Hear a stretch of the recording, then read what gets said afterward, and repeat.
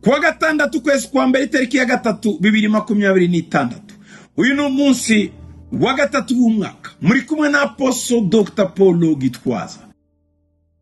Isezerano ry'umunsi, nzakugira inama zuzuye mu bwenge zizakubashisha kugendera muri ibyo bintu bishya ngiye kukwinjizamo.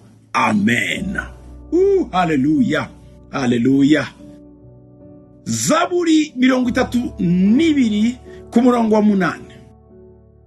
Nzakwigisha nkwereka inzira unyura, nzakugira inama, ijisho ryanjye rizakugumaho.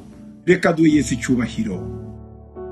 Umva mwene data, hari inzira ugiye kwigishwa uko bayicamo, hari ahantu ugiye kujya bazakwerekera uko babikora, hari urwego ugiye kuzamukamo bazakwerekera uko barwifatamo, hari ibintu ugiye kuyobora bazakwereka uko bahayobora, hari abantu ugiye guhura nabo bazakwereka uko wifata. Imana igiye kuguhagurukiriza abajyanama, nayo ubwayo igiye kukugira inama zuzuye, zitarimo uburiganya, zitarimo kubeshya, zitarimo ubucakura. Oya, inama ziguteza imbere.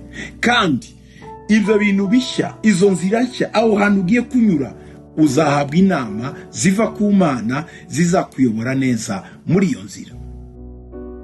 Mana, ndagushimiye ko ari wowe ugiye kumugira inama zuzuye mu bwenge bwawe, inama zizamubasha kugendera muri ibi bintu bishya umuremeye.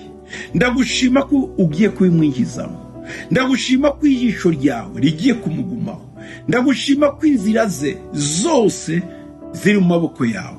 Urakoze kumugiriye inama ikwiriye mu izina rya Yesu. Amen.